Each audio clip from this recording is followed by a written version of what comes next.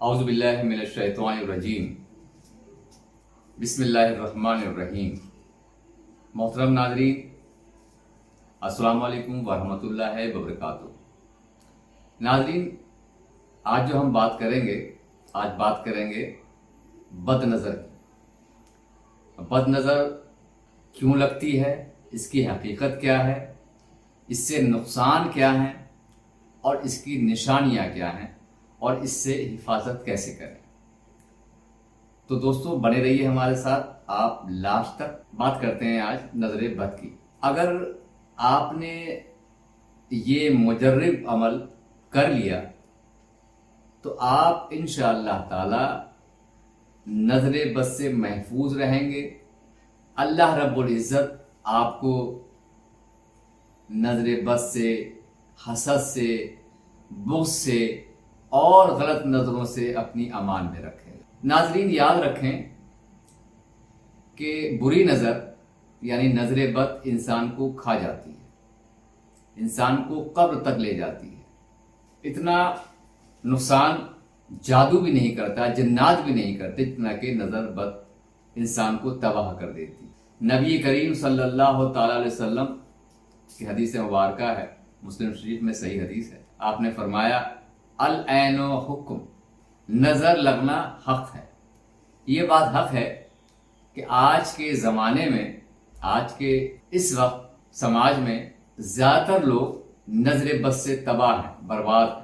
उनके कारोबार ख़राब हो गए, उनकी दुकानें बंद हो गई, उनकी दुकानें चलना कम हो, लोग बीमार होने लगे, अजीब अजीब बीमारियां शुरू होने लगी। यानी कि आदमी बीमार है, दवाई कर रहा है, लेकिन दवाई उस पर असर नहीं कर रही। आखिर वजह क्या है कि दवाई उस पर असर क्यों नहीं करती? ये सब नज़र बद की वजह से है।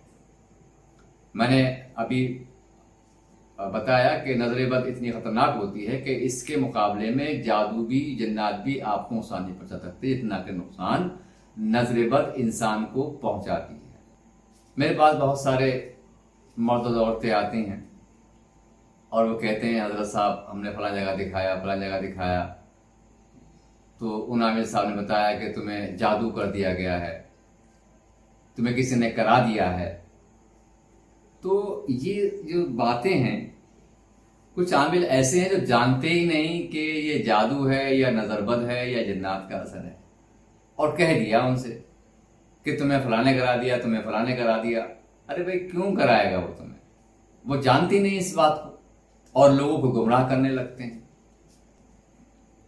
अगर आपसे कोई ऐसा कहे कि फलाने साहब आपको जादू करा दिया, फलाने आपको करवा दिया, तो आप उसकी बात पर यकीन ना करें। आप समझ लें ये पक्का झूठा आदमी है, अपनी दुकान चला रहा है। नजर बहुत खतरनाक होती है। अब आते हैं नजर बद कैसे लगती है, क्या वजूहात हैं।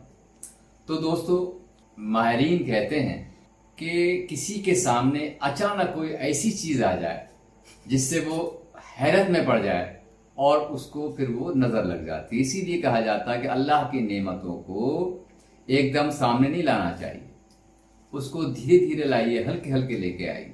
एकदम लेकर आओगे तो उसमें नजर लगना लाजमी है, जरा चांसेस रहते हैं। और जो चीज पहले से ही मशहूर है तो उस पर नजर लगने का सवाल ही पैदा नहीं हो। तो नजर आते हैं कि इस नजर बद को कैसे पहचाना जाए, निशानियां क्या हैं इसकी। दोस्तों, इसकी निशानियां सबसे पहले तो ये कि ऐसा मरीज अपने बदन में कभी कहीं दर्द महसूस करेगा, कभी सर भारी रहेगा उसका, कभी सर में दर्द होगा उसके। इसके अलावा उसकी याददाश्त कमजोर हो जाएगी, सुस्ती रहेगी, किसी काम को मन नहीं करेगा उसका, हमेशा कोई ना कोई बीमारी उसको लगी रहेगी। दवाई तो खाएगा लेकिन दवाई उसमें काम नहीं करेगी जब तक कि इस नज़र बद का सही तरीके से इलाज ना किया जाए। और दोस्तों, नज़र बद हमारे कारोबार को भी मुतासिर करती है।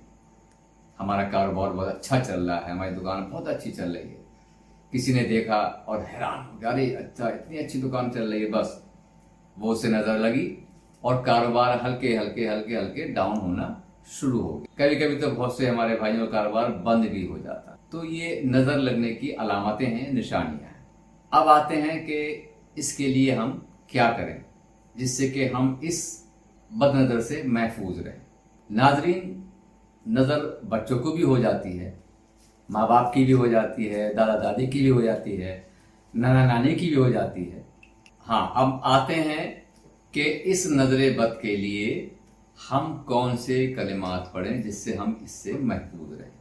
تو ناظرین، جو میں کلمات آپ کو بتانے جا رہا ہوں اسے آپ ذرا غور سے سنیں، اور ان کو صبح فجر کی نماز کے بعد 3 بار پڑھنے کے بعد دم کر لیا کریں، اور شام کو عشاء کی نماز کے بعد 3 بار پڑھ کر دم کر لیا کریں۔ یا اللہ ہو، یا رحمان ہو، یا حفیظ ہو، یہ کلمات آپ کو 3 بار پڑھ کر دم کر لیا کریں۔ اپنے اوپر دم کر لیں، پانی پہ دم کر لیں، اس کو پی لیں اور بچوں کو بھی پلائیں، اور خود پہ دم بھی کر لیں۔ لیکن یاد رکھیں، اس کے آگے اور پیچھے اول اور آخر درود شریف ضرور پڑھ لیا کریں۔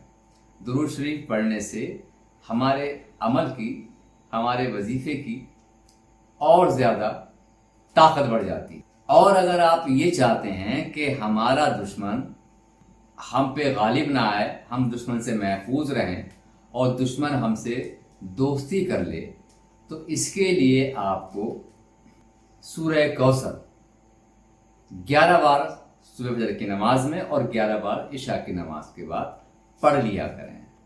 اول آخر درود شریف ضرور پڑھیں اور اپنے اوپر دم کر لیں۔ اللہ رب العزت ہم سب کو نظر بد سے محفوظ فرمائے، آمین یا رب العالمین۔ وآخر دعوانا الحمدللہ رب العالمین۔ السلام علیکم ورحمۃ اللہ وبرکاتہ۔